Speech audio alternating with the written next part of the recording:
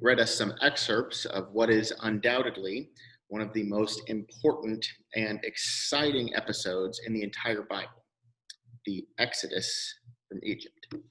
It's really hard to overstate just how important this story is to the people of God. It has inspired and influenced generation upon generation. And consequently, we're actually going to divide this story into two parts. This week, I'm going to be focusing primarily on the experience of enslavement. And next week, Frank will be preaching with an emphasis more on the actual Exodus, the liberation from the Egyptians in chapters 5 through 18. And as we do this, I think it's important to remember that this is a story that has meaning and significance in a lot of different layers and for different communities. So, for example, the Jewish people, this is not just an inspiring tale, it is their cultural heritage. We need to remember that Judaism is a religion in and of itself, and that in many ways, this is the foundational story of that religion. For example, the oldest of all of the Jewish rituals, the Passover ritual, is rooted in these events. Even the very name for God that Jewish people use, Yahweh, is rooted in these events. Now, we might also think about the fact that as pacifist Christians, this story might strike us in a different way. Honestly, as something of a challenge.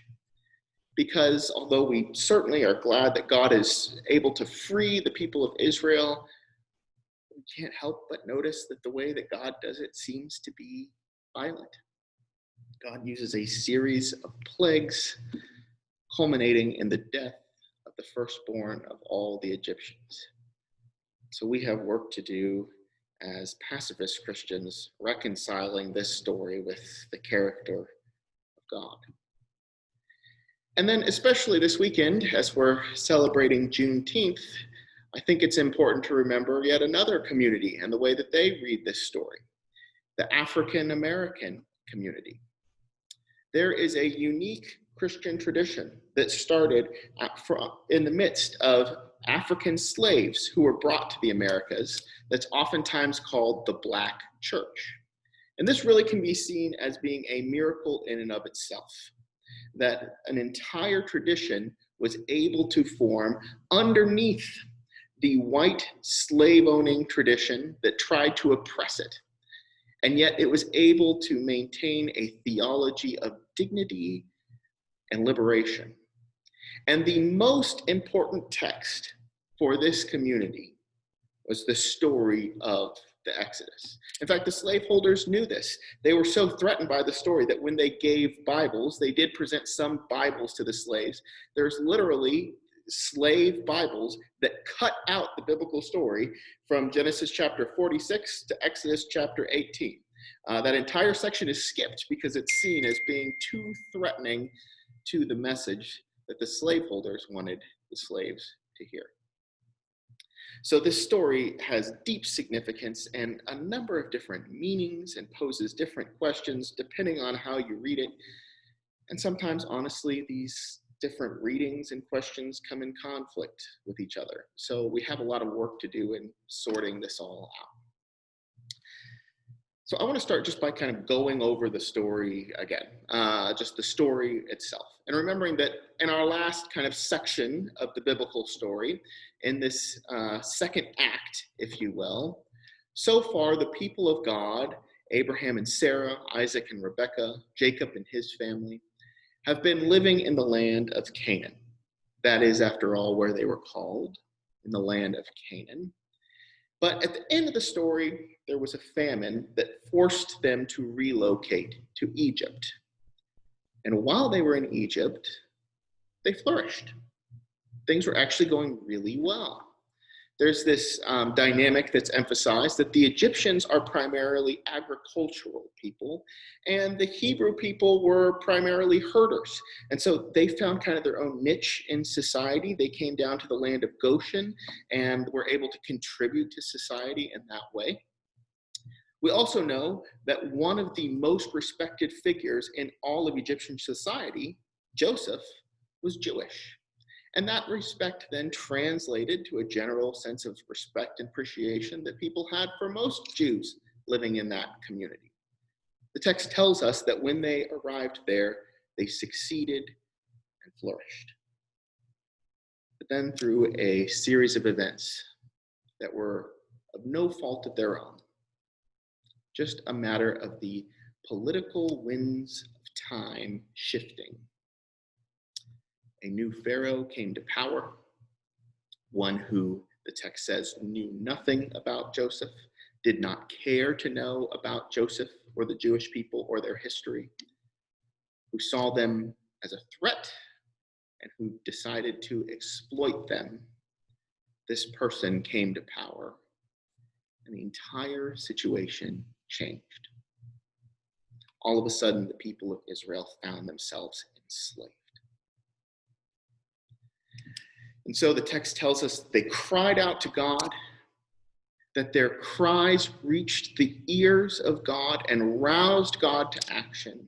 God could not sit by idly while the people of God were enslaved. And so she comes and she uses a series of plagues to pressure Pharaoh to let the people go. Now, all right, at this point, I'm going to indulge in the Mennonite pacifist Christian hat and say, let's acknowledge the fact that these plagues are troubling for us. As followers of Jesus, we believe that we are called to love our enemies, to turn the other cheek, to pray for those who persecute us.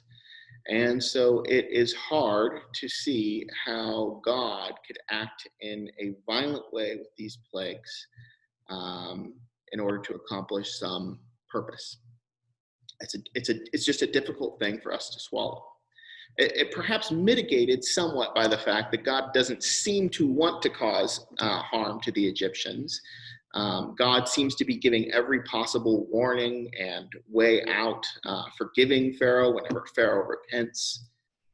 And yet, violence is still used. And this is something that actually I want us to wrestle with in more detail next week during our Facing Hard Questions session, because this is something that I don't think we should just dismiss out of hand.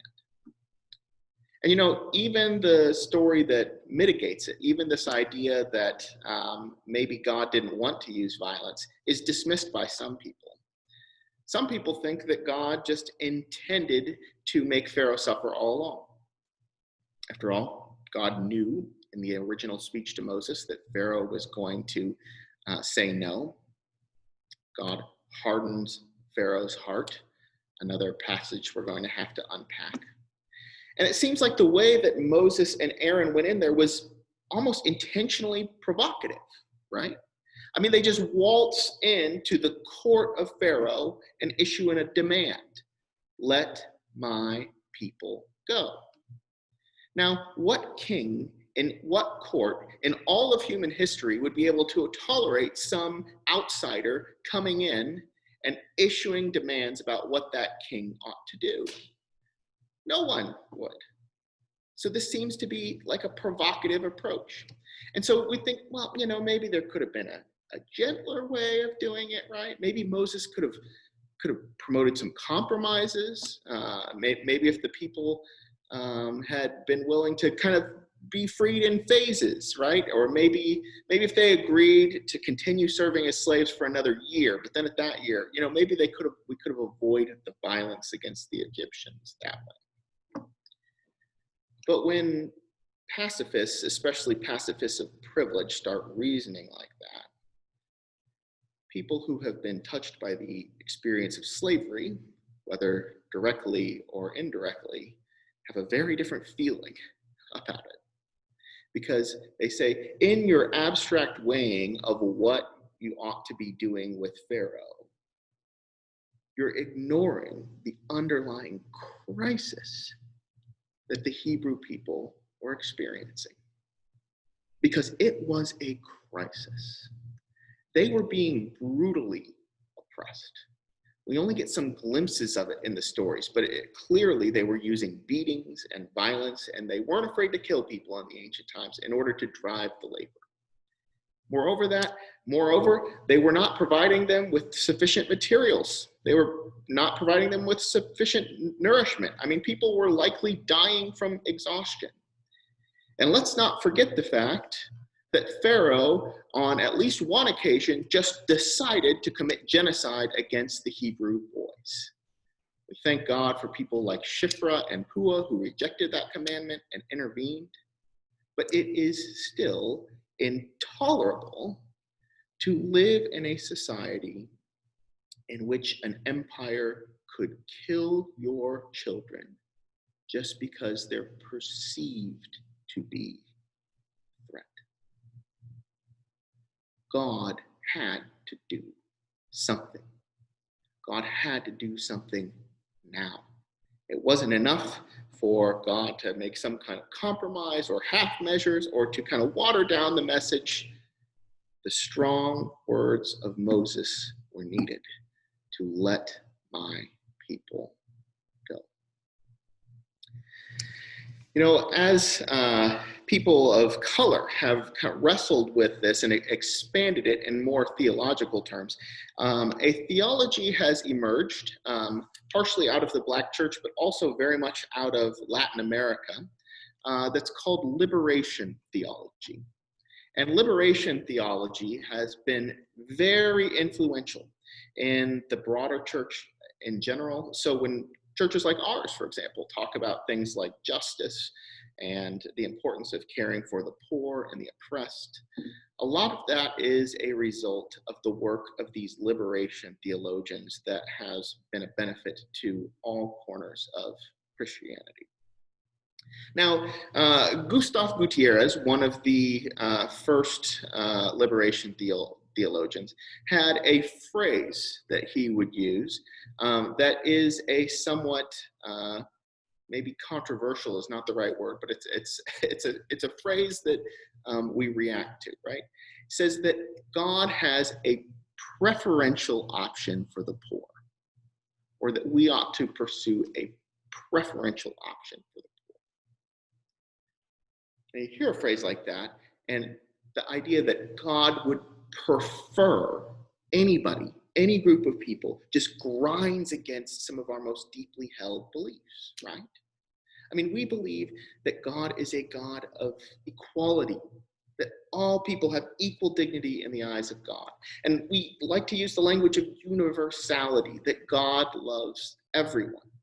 And so to suggest that there's a particular group of people that God's energy is going toward, that kind of makes us uncomfortable. But Gutierrez would point out that although we might use the language of equality and universality, the truth is that societies just don't operate that way. As a society, we make choices, we make priorities, we place emphasis on some things over others. Inevitably, if there is a major storm and it results in there being lots of potholes all across Indianapolis, the city has to decide which potholes to fill first. Or if there is, say, a pandemic and there's only a limited amount of testing available, which people are you going to have tested at the beginning, at the forefront of those tests? And because of this, because there is always going to be some preference, whether we name it or not, Gutierrez argues that Christians should follow the preferential option for the poor. That we should look to the people who are poor or oppressed or who are in the most vulnerable positions of society and address their needs first, put their needs at the forefront. Now, this isn't just a political thing. This has implications at a number of different levels. I mean, we can think about this as a church. We can think about the way of who do our church services serve? Are there some people who aren't getting as much out of it as others? And to what extent do we cater our services, our way of operating for those people who are left out by it? Well, if the parable of the lost sheep means anything, in which Jesus walks away from 99 sheep to help the one, it radically suggests that we should be primarily focused on the people who are at the margins. This has implications for us too as individuals when we're thinking about how we prioritize our time and money. We have these things that we always think in the back of our mind, I really should do that. I should invest in that. But if it doesn't come to the forefront of our attention, then we're not really giving it the attention it deserves. And certainly as a society, when we think about how to operate, it's a paradigm shift. It's a fundamentally different way of operating, of saying, let's take the people who are who are suffering the most. And in the case of our country right now, we are thinking about the Black community that is being killed by our police system. And we have to make that our first concern. This doesn't mean that we have to give up our pacifism. It doesn't mean that we have to let go of nonviolence. But the nonviolence looks different. Because nonviolence is never just neutrality. It's not just not doing anything. It's making a decision of where to put our weight, our emphasis, our call. Because if we don't put it anywhere, somebody in power will make that decision for us. Well, I want to finally end by thinking about the people of Israel again, and noting that for them, this story had a layer of meanings, but one of them is that they never forgot the experience of having been slaves. For example, in the book of Deuteronomy, on 5 different occasions, before issuing some kind of instruction or command, God says, remember that you were slaves in Egypt. Let me just read one of them from Deuteronomy 24. You shall not deprive a resident alien or orphan of justice. You shall not take a widow's garment in pledge. Remember that you were a slave in Egypt, and the Lord your God redeemed you from there.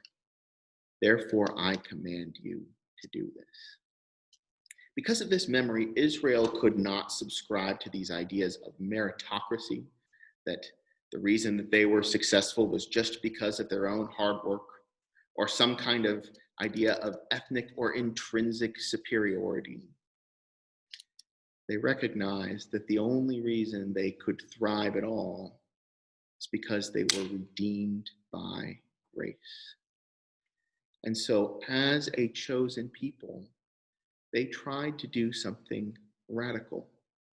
Just as their God had heard their cries and rescued them, they tried to orient themselves as a society that could hear the cries of the people who were suffering the most and address those first.